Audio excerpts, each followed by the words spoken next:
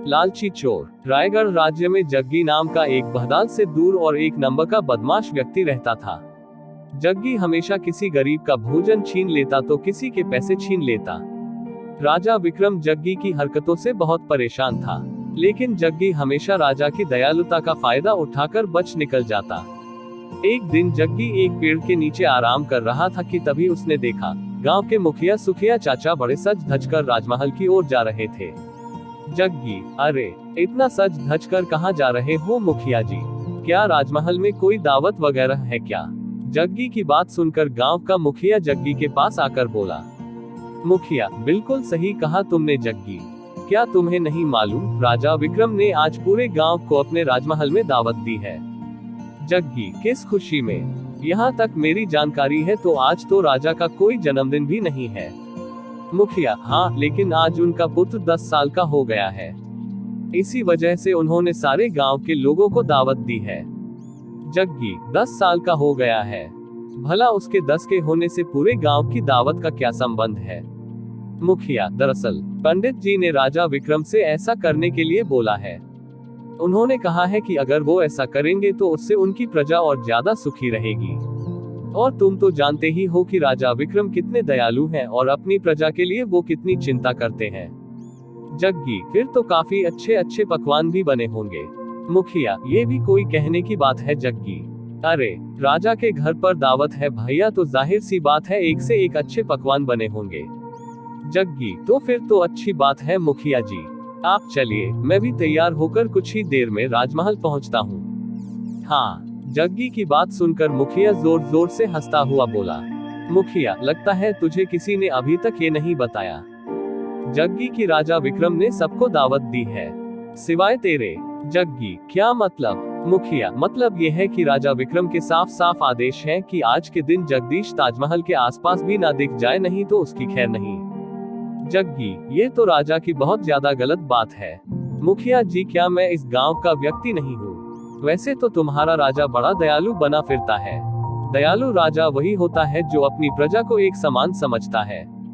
मुखिया, मत भूलना जग्गी की उसकी दयालुता की वजह से तुम आज तक बचते आए हो, वरना अगर तुम किसी दूसरे राज्य में रह रहे होते तो वहाँ का राजा कब का तुम्हें फांसी पर चढ़ा चुका होता।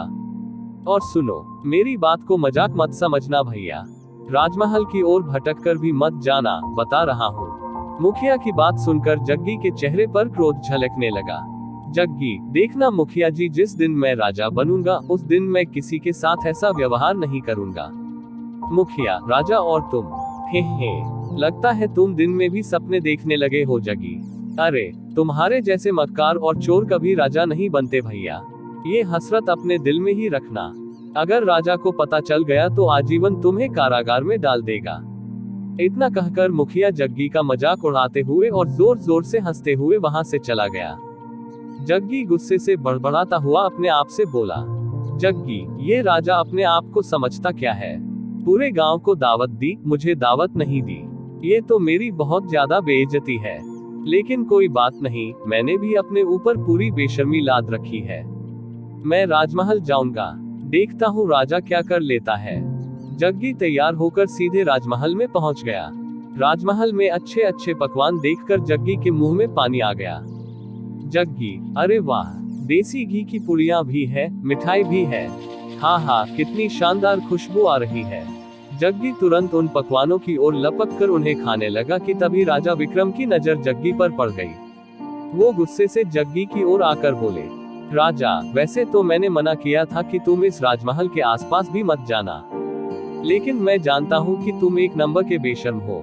मैंने अपनी जिंदगी में बड़े बड़े बेशर्म देखे, लेकिन तेरे जैसा बेशर्म मैंने कभी नहीं देखा। जी तो चाहता है कि अभी और इसी वक्त तेरी गर्दन तेरे धड़ से अलग कर दूं, लेकिन क्या करूं, आज मेरे महल में जश्न है। अब ही गए हो तो पेट भर कर खाना और चाहो तो अपने घर के लिए भी ले जाना, लेकिन याद रखना आज मेरे राजमहल में बहुत दूर दूर से मेहमान आए हैं। गलती से भी अगर तुमने कुछ उल्टी सीधी हरकत की तो इस बार मैं तुम्हें नहीं छोड़ूंगा। जग्गी, ये कैसी बातें कर रहे हैं आप राजा साहब? मैं अब सुधर गया हूँ। हाँ राजा, सुधर जाओ तो तुम्हारे लिए अच्छी ही बात है। इतना कहकर राजा विक्रम वहां से गुस्से से चला गया। जग्गी पकवान का मजा लेने लगा कि तभी जग्गी की नजर राजा के बेटे आदित्य पर पड़ी, जो कि एक सोने के कंगन से खेल रहा था। जग्गी के खुराफाती दिमाग में तुरंत एक योजना दौड़ने लगी और वो बड़बड़ाते हुए अपने आप से बोला, जग्गी, अरे वाह, ये तो बहुत भारी और बड़ा कीमती सोने का कंगन लगता है। अगर मैंने इसे चुराकर बाजार में बेच दिया तो मेरा तो 10 साल के खाने का प्रबंध हो जाएगा।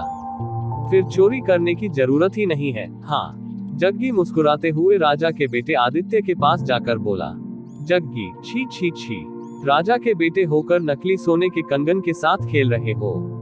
तुम्हें तो असली सोने के कंगन के साथ खेलना चाहिए। आदित्य, ये असली सोना है, पिताजी ने मुझे दिया है। यकीन नहीं आता तो इसे छूकर देख लो। जग्गी, लाओ, दिखाओ तो मुझे। आदित्य ने वो कंगन जग्गी के हाथ में पकड़ा दिया। जग्गी, अरे नहीं नहीं राजकुमार, यह नकली है, इसमें तो सोने का पानी फिर रहा है। अगर तुम्हें यकीन ना हो तो तुम जाकर अपने पिताजी से पूछ लो। जग्गी की बात सुनकर भोला भाला राजकुमार सोच में पड़ गया। आदित्य, ठीक है, मैं पिताजी से पूछ कर आता हूँ। इतना कहकर राजकुमार वहां से दौड़ता हुआ चला गया और जग्गी इधर उधर देखकर वहां से खामोशी से निकल गया। राजकुमार को खाली हाथ देख राजा विक्रम ने राजकुमार से पूछा, राजा, तुम्हारे हाथ में शाही सोने का कंगन था, वो कहाँ है बेटा? राजकुमार ने सारी बात विक्रम को बता दी। राजकुमार की बात सुनते ही राजा विक्रम समझ गया कि ये सब जग्गी की ही करामात है। राजा विक्रम गुस्से से बोला, राजा, बस बहुत हो गया, आज तो उसने हद पार कर दी। राजकुमार को बेवकूफ बनाकर सोने का कंगन चुरा कर ले गया। सैनिकों को बुलाओ। कुछ ही देर में राजा के सैनिक सिर झुकाए खड़े थे। राजा, जाओ, जाकर जग्गी को पकड़कर लेकर आओ। मुझे किसी भी हाल में जग्गी चाहिए, जिंदा या मुर्दा। राजा का आदेश पाते ही सैनिक गांव की ओर दौड़ पड़े। इधर जग्गी एक पेड़ के पास उसी कंगन को निहारे जा रहा था कि तभी गांव का एक व्यक्ति वहां पर आकर जग्गी से बोला, आदमी, जग्गी, इस बार तो तुमने हद पार कर दी भैया।